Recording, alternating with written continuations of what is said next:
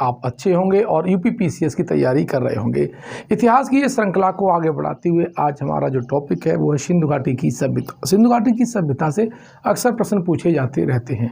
आप चाहे पीसीएस की तैयारी करने वाले हैं या चाहे टीजीटी या पीजीटी की या सुपर टेट की हैं, इतिहास बहुत अहम रोल खेलता है और इतिहास में ये वाला जो चैप्टर है सिंधु घाटी की सभ्यता बहुत महत्वपूर्ण हो जाता है। इसको हम डिस्कशन करेंगे और वीडियो को शुरू से लेकर एंड तक देखिएगा।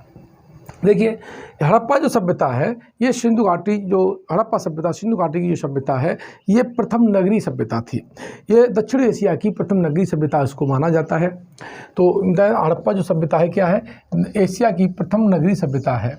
और हड़प्पा का जो खुदाई की थी वो दयाराम साहनी ने 1921 में की थी। कब की थी? 1921 में दयाराम साहनी ने की थी। तब इस खुदाई के पश्चात ये जो पूरी सभ्यता थी वो बाहर आई और फिर एनालिसिस हुआ कि एक नगरीय सभ्यता है और इसके अन्य भी नगर हो सकते हैं। तो जो पहला इसका जो खुदाई की गई थी, पहला जो खोजा गया नगर था हड़प्पा था नगर था, इसीलिए इसे हड़प्पा सभ्यता कहा गया। यानी जॉन मार्शल के निर्देशन में ही दयाराम साहनी ने हड़प्पा की खुदाई की थी। इसीलिए इन्होंने, चूँकि इसके जो आरंभिक जो नगर थे सिंधु नदी के किनारे प्राप्त हुए थे, इसलिए जॉन मार्शल ने इसे सैंधव सभ्यता नाम दिया था, क्योंकि प्रारंभ में इस संस्कृति के स्थल सिंधु और उसकी सहायक नदी के किनारे मिले थे। इसलिए जॉन मार्शल ने क्या किया, सैंधव सभ्यता नाम दिया था। जॉन मार्शल ने एक अपनी पुस्तक लिखी Mohenjodaro and the Indus civilisation.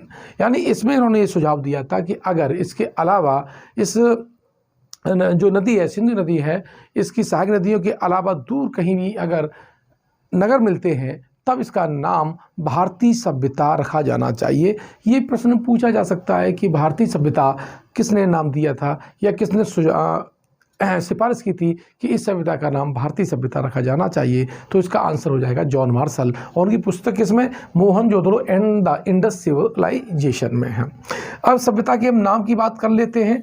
तो नाम की बात करें तो इसको कई नामों से पुकारा जाता है। सबसे पहले सिंधु सभ्यता की बात कर लेते हैं। तो जो सिंधु सभ्यता का नाम व्हीलर ने दिया था, जबकि बृहत्तर जो सिंधु सभ्यता है उसका जो नाम है AR मुगल ने दिया था। ये बहुत प्रश्न इंपॉर्टेंट हो जाता है कि बृहत्तर सिंधु सभ्यता का नाम किसने दिया था, AR मुगल ने दिया था। हड़प्पा सभ्यता, चूँकि इसका पहला खोजा गया जो नगर था वो हड़प्पा था, इसीलिए आरंभ में इसे हड़प्पा सभ्यता कहा गया। इस बार सिंधु सभ्यता की हम बात कर लेते हैं। सिंधु सभ्यता इसे, क्योंकि ये सिंधु नदी के किनारे आसपास इसके नगर थे, इसलिए इसे सिंधु सभ्यता नाम दिया गया। लेकिन कुछ विद्वान कहते हैं कि जो सरस्वती घाटी है और जो सिंधु है यहाँ पर इसके नगर मिलते हैं, तो इसलिए इसे सिंधु और सरस्वती की सभ्यता भी कहा जाना चाहिए। ये कांस्य युगीन सभ्यता है, यानी यहाँ पर जो कांसे के बर्तन प्राप्त ज़्यादा हुए हैं इसीलिए इसे कांस्य युगीन सभ्यता कहा जाता है। हम जानते हैं कि जो कांसा है, कांसा जो बनता है किससे बनता है, कांसा दो धातुओं से मिलकर के बना होता है, तांबा और टिन। तांबा और टिन मिलाकर के कांसा बनता है और इसके उपकरण हमें यहाँ पर ज़्यादा प्राप्त होते हैं। इस धातु के जो उपकरण हमको ज़्यादा प्राप्त होते हैं, इसलिए इसे हम क्या बोलेंगे, कांस्य युगीन सभ्यता बोलते हैं। चूँकि यहाँ पर नगरों के सारे लक्षण प्राप्त हुए हैं, इसीलिए इसे नगरीय सभ्यता भी कहा जाता है। ये प्रथम नगरीय सभ्यता है। पकी ईंटों का प्रयोग करें तो पकी ईंटों का प्रयोग मेसोपोटामिया में सीमित मात्रा में हुआ है और मिस्र की सभ्यता में भी बहुत कम प्रयोग हुआ है।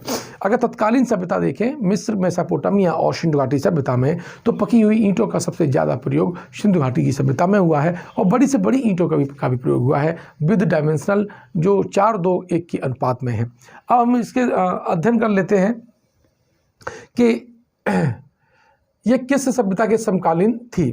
तो ये सभ्यता मिस्र और मेसोपोटामिया की सभ्यता की समकालीन थी और गॉर्डन चाइल्ड है, उन्होंने सिंधु सभ्यता को प्रथम नगरीय क्रांति कहा था। ये कई बार क्वेश्चन पूछा गया है कि इसे प्रथम नगरीय क्रांति किसने कहा था, कई बार है, तो इसे नोट कर लीजिएगा। इसे गॉर्डन चाइल्ड ने क्या कहा था, प्रथम नगरीय क्रांति कहा था।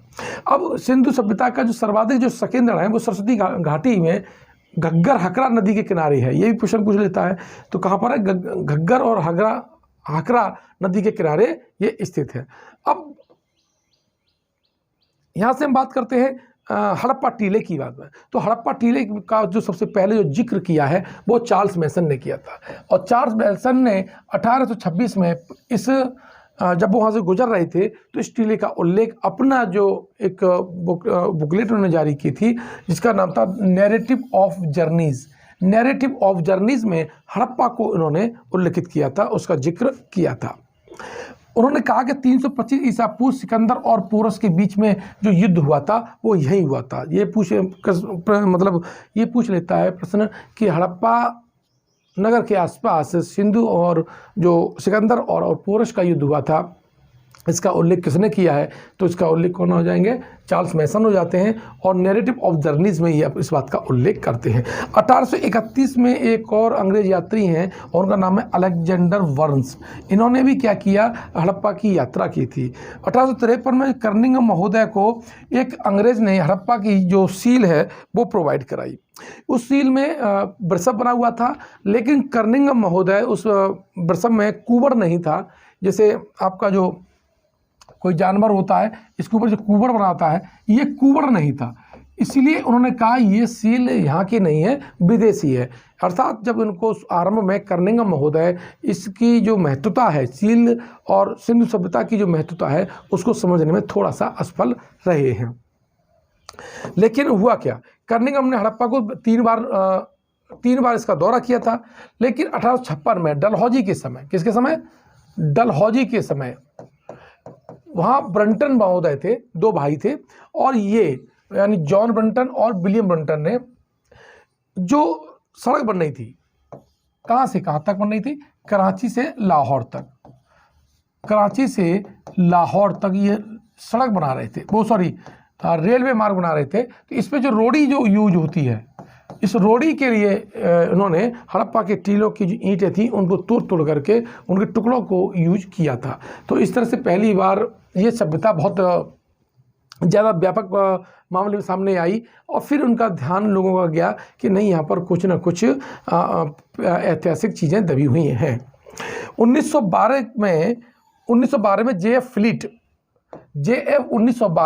फ्लीट ने रॉयल एस्थेटिक सोसाइटी में अपना इस सभ्यता के ऊपर एक लेख प्रतिपादित किया था, लेकिन JF फ्लीट भी इसकी महत्वता को समझने में थोड़ा कठिनाई महसूस करते रहे और सीधा कहिए कि उन्होंने इसकी महत्वता को ज़्यादा ध्यान नहीं दिया था।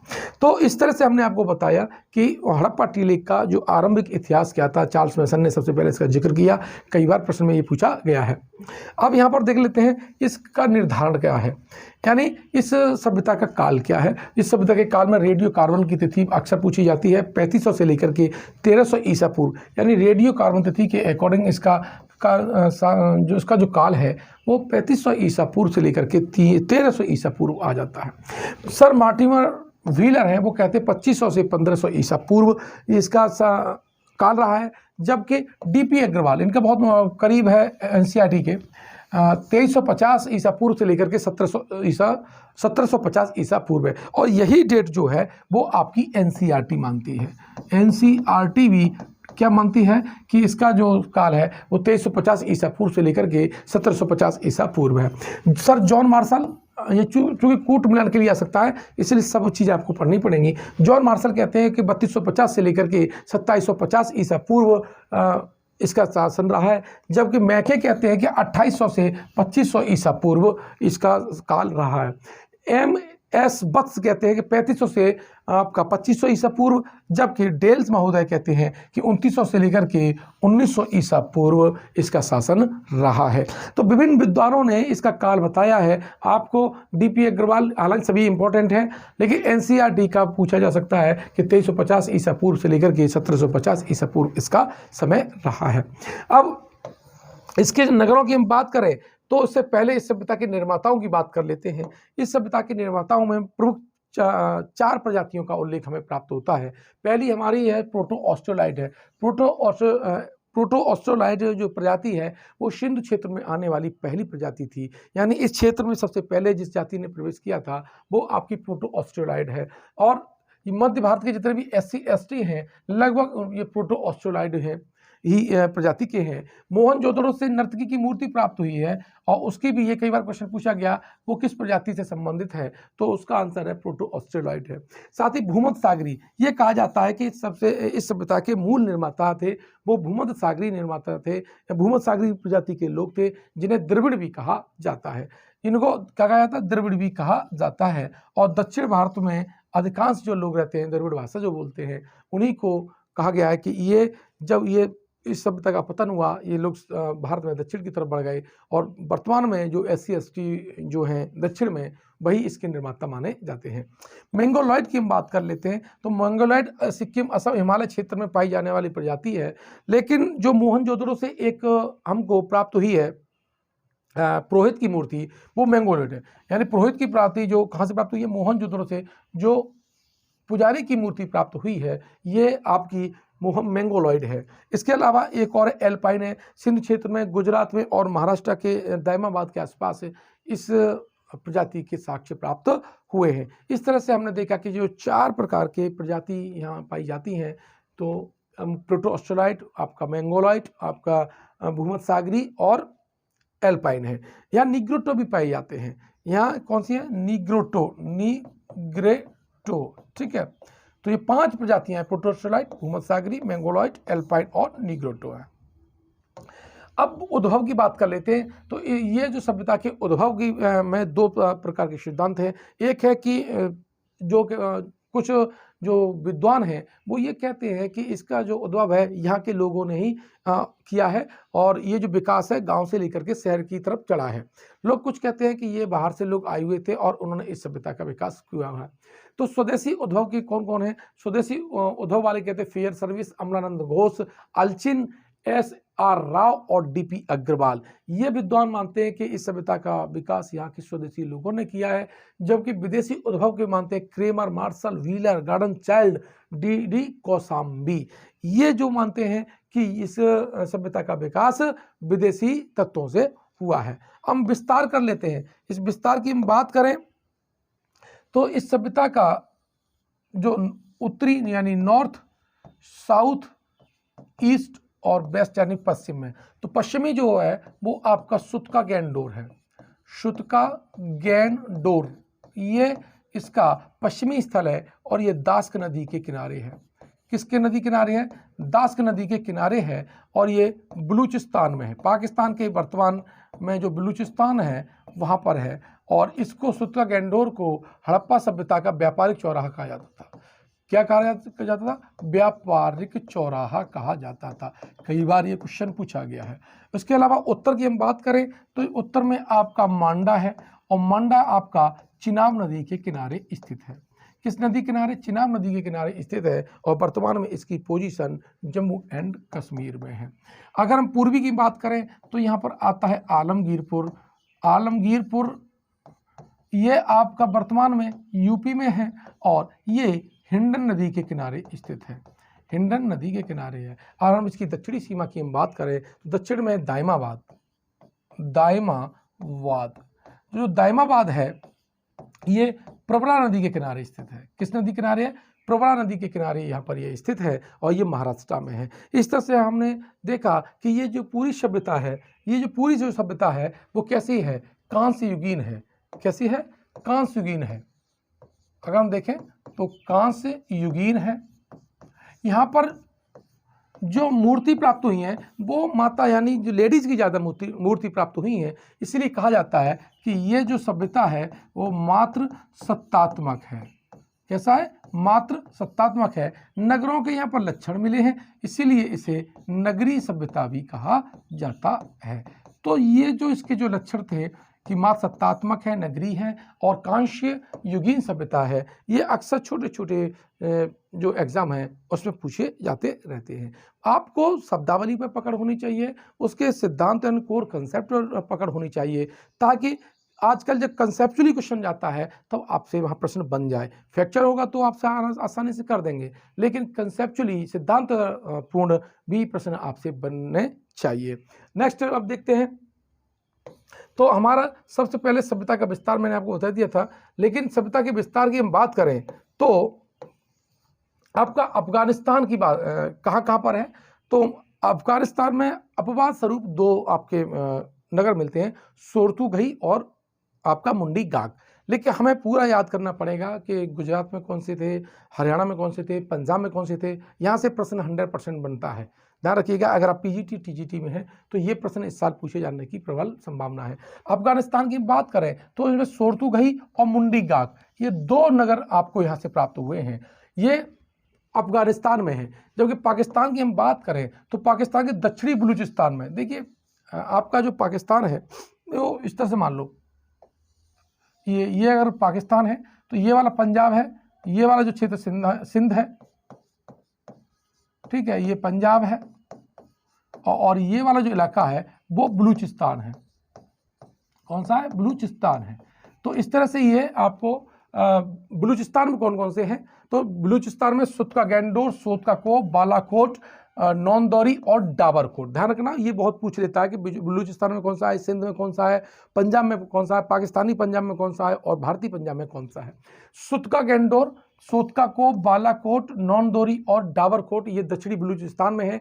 जबकि सिंध क्षेत्र में यानी सिंध नदी के आसपास हैं मोहनजोदड़ो, चन्हुदड़ो, कोट दीजी, आमरी, अली मुराद और नगूर और धारो बारोदड़ो, नगूर, अली मुराद, आमरी, कोट दीजी, चन्हुदड़ो, मोहनजोदड़ो और इसके अलावा लखुई जोदड़ो और जुडेर जोदड़ो भी यहाँ पर मिले हैं।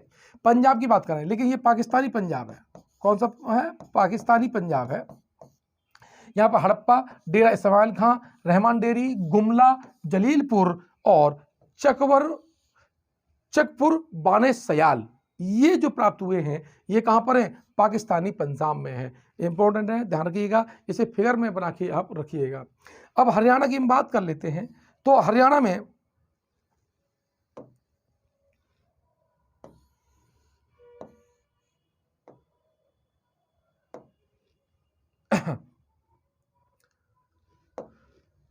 अब हरियाणा की बात करें तो हरियाणा में आपके जो प्राप्त होते हैं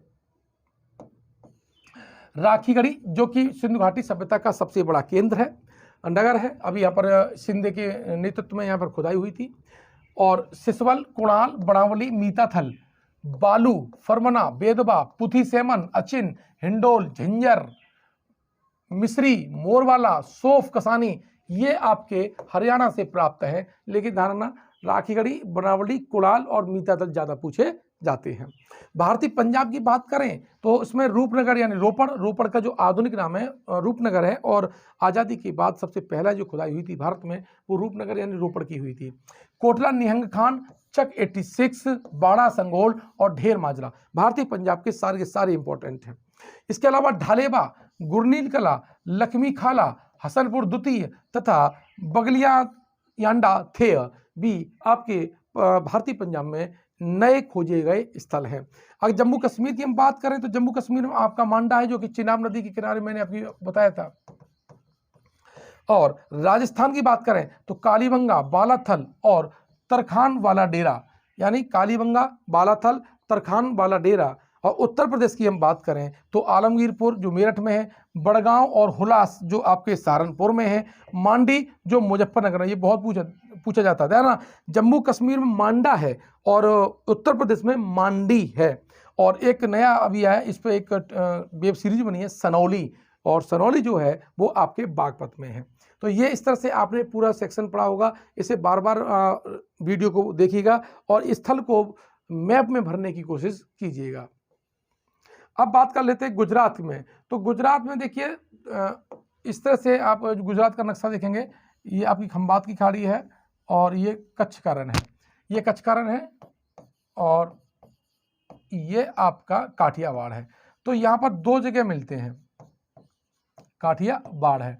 तो जो खंबाती खाड़ी यानी ये जो खंबाती खाड़ी है यहाँ पर, ये इसके आसपास कौन से मिले हैं? तो खंबात खाड़ी में रंगपुर, लोथल, रोजदी, कुतांसी, नागेश्वर, प्रभास, पाटन, तेलोद, नगवा, डॉक्टर शिकारपुर, मगहम और भगतराव ये जो स्थल प्राप्त हुए हैं वो खंबात की खाड़ी से प्राप्त हुए हैं, जिसमें लोथल, रंगपुर, रोजदी, कुतांसी बहुत ज़्यादा पूछे जाते हैं। अब कच्छ की रण की यानी यहाँ की बात करूँ मैं तो यहाँ धौलावीरा, सुरकोटदा और देसालपुर तीनों के तीनों मोस्ट इंपॉर्टेंट हैं ठीक है, धौलावीरा तो कर्क रेखा के ऊपर पड़ता है और यूनेस्को में इसको शामिल किया गया है।